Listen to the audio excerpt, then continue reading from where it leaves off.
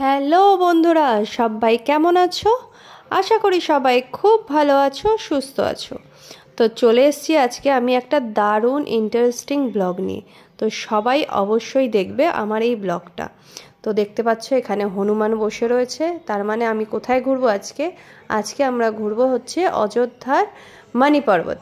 তো চলো আজকে আমরা ঘুরবো শ্রীরামের অযোধ্যার মানি পর্বত ঘুরবো। তো এই মানি পর্বতের অনেক ইতিহাস আছে। তো সেই ইতিহাসটা কিন্তু আজকে আমরা এখানের যে আর কি পুরোহিত আছে তাদের কাছ থেকেই শুনবো। তো চলো তাহলে শুনে নাও এখানকার ইতিহাস। सीता मैया का जो दहेज में जो सामान मिला हुआ था, बहुत सा हीरा पन्ना पोखराज मणि वगैरह बहुत सा भगवान जनक जी ने दिया था। तो राजा जनक जी उससे लेने से इनकार कर दिए थे कि हमको जो है हमको हमारा अथाह दौलत हमारे पास स्वयं है, हमको राजा हम स्वयं हमको क्या इतना दौलत की ज़रूरत है। लेकिन जनक जी ने कहा कि हम जो बच्चों को दान दे देता हूँ, अपने जो दान में दे देता हूँ उसको वापस नहीं लेता हूँ। तो राजा दशरथ जी जो है ठीक है ना, आपको जो दान दे दिए तो ठीक है, मैं आपको एक जो है सीता मैया का जो है एक स्थली बना दे रहा हूँ।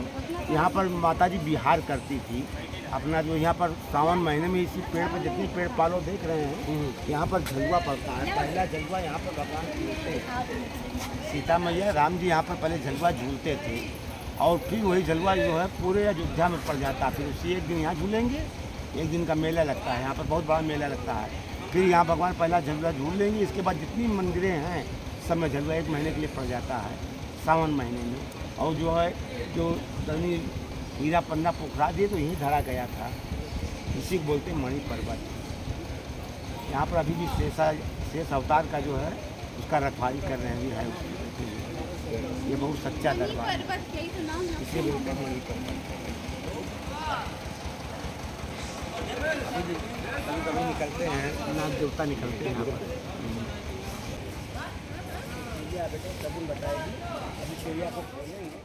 তো তোমরা শুনতেই পেলে এই মণি পর্বতের পুরো হিস্ট্রি, মানে পুরো ইতিহাসটা তোমাদেরকে আমি শোনালাম। মানে সত্যি খুব খুব ভালো লাগলো যে এত সুন্দর ইতিহাসটা সত্যি জানতে পারলাম আমরা এখানে সম্বন্ধে, এখানে ঘুরতে এসে। তো চলো তাহলে এবার আমরা উপরে যাই। আর উপরে যাওয়ার পথে পড়ে গেল মানে ওনারা আর কি শ্রীরামের যে টিকা হয় সেই টিকাটা পরিয়ে দিচ্ছিল। তো আমরা ভাবলাম সবাই মিলে শ্রীরামের এখানে যখন এসছি, অযোধ্যায় যখন এসছি, রামের টিকা লাগাবো না, এটা তো হতেই পারে না। তো তাই জন্য আমরা সবাই মিলে রামের টিকাটা পরে নিলাম, যে আমিও পরলাম, আমার মেয়েরাও পরলো, মেয়ের পাপাও পড়েছে, সবাই মিলে এই টিকা পরে নিলাম। চলো জয় শ্রীরাম, জয় শ্রীরাম।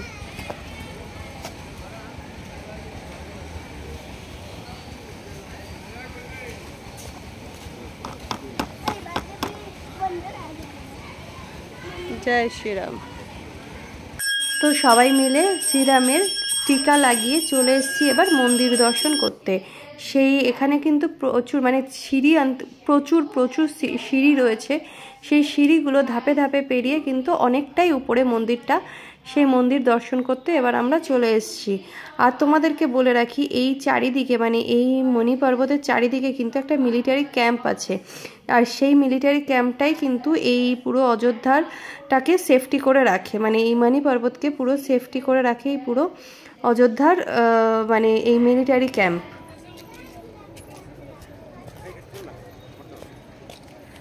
উফ, দাঁড়াও তুমি একে বলো এইটুকু থেকে হবে গেলে কি এর কিছু তো না, এ তো কিছুই না। সরো তুমি, সরো। মন্দির বন্ধ হয়ে গেছে। ও মা গো, চল চল। তো মেন মন্দির দর্শন করে আমরা উপরে চলে এসেছিলাম। উপরেও একটা মন্দির ছিল, তো সেটাও দর্শন করা হয়ে গেল। আর চারিদিকটা দেখো পুরো সবুজে সবুজ, মানে যত দূর চোখ যাচ্ছে অযোধ্যার তত দূর পুরোটাই সবুজ। তো চলো আজকের ভিডিওটা একটু বড় হয়ে গেল, তোমরা সবাই অবশ্যই দেখো। তো চলো ভিডিওটা আজকে তাহলে এখানেই শেষ করছি। ভিডিওটা কেমন লাগলো সবাই অবশ্যই জানিও, আর ভালো লাগলে একটা লাইক শেয়ার কমেন্টস করে দিও। টাটা।